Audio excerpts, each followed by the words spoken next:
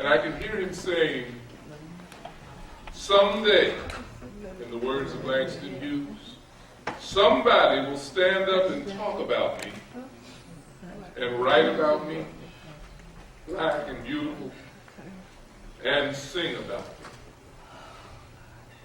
me. In a band of poets, you, Morris, would have been the lead. Your gorgeous tone in praising your range and deceptive speed would dazzle long-haired jazzers in some Harlem cabaret.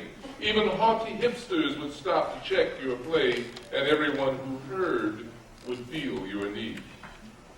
In a pride of lines, you'd have been the first to feed, the alpha line. Your dominance would let you seed the pride with your issues. You'd certainly have your way in a pride of lines.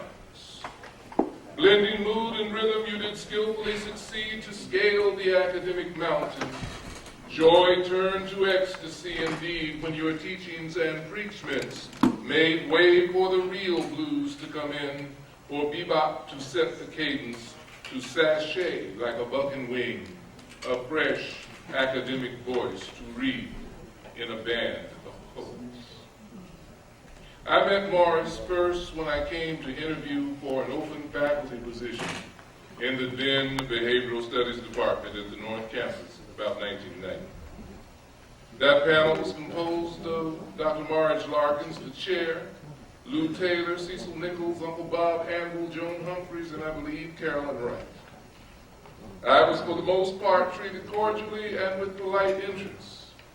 That is until Dr. Johnson took his turn to question.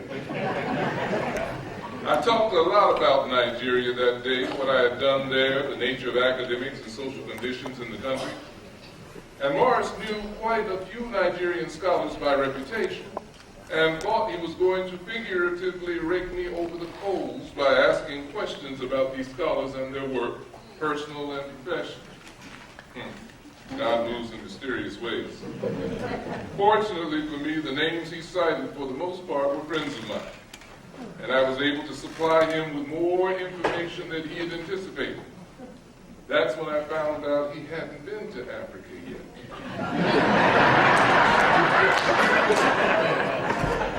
I made a rather pointed comment to him that Africa had to be experienced firsthand to truly know. And within 18 months and in pursuit of his doctorate, he made his first trip to South Africa. By the way, I didn't get the job.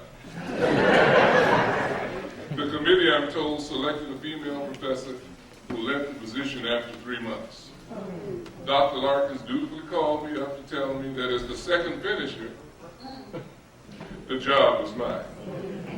I didn't know, and I still don't know to this day, if Morris even voted for me. What I do know, though, was that he became a mentor for me in those early days, along with Marge and Bill Primus. And they all seemed convinced that I was going to do something or say something that was going to get me fired. And what a grumpy, cantankerous mentor he was. After his trademark salutary greeting, "Good morning, kind sir, are you doing any work?" he would sting me with his wit. Morris was not the kind of person in those days that I could sit down with and pour out the secret contents of my heart. He was succinct and abrupt and usually dead on. It took nearly 8 years for our association to blossom into true and real friendship.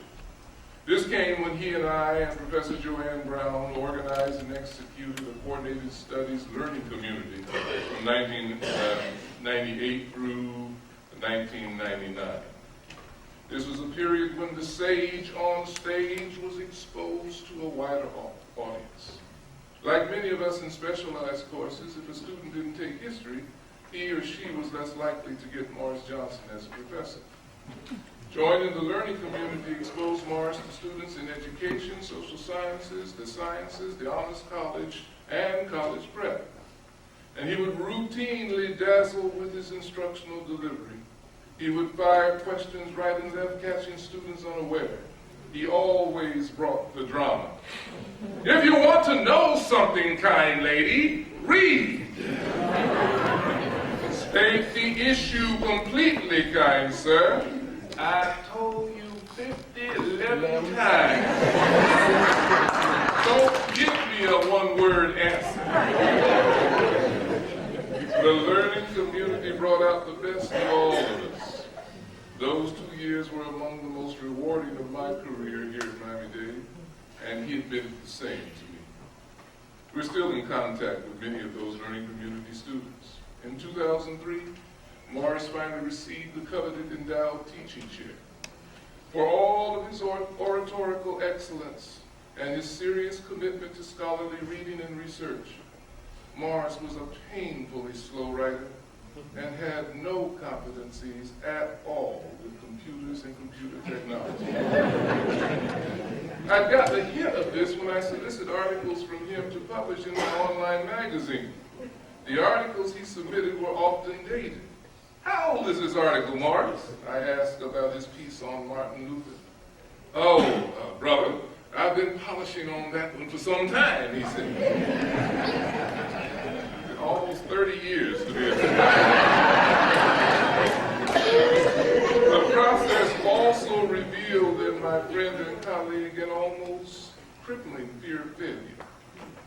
He should have been awarded the chair in 2001, but he fooled around until the last day to submit and got to the dean's office 10 minutes after the deadline, and the dean wouldn't take his portfolio. The same thing happened the next year. I guess he finally got tired of hearing the people who had helped him with the typing, editing, and organizing of his portfolio for over 2 years complain about how he wasted their time. Because in 2003, he got the portfolio in on time and was awarded the much-deserved endowed teaching chair in history, the Evan and Rose Marie Cole Chair in History and Political Science.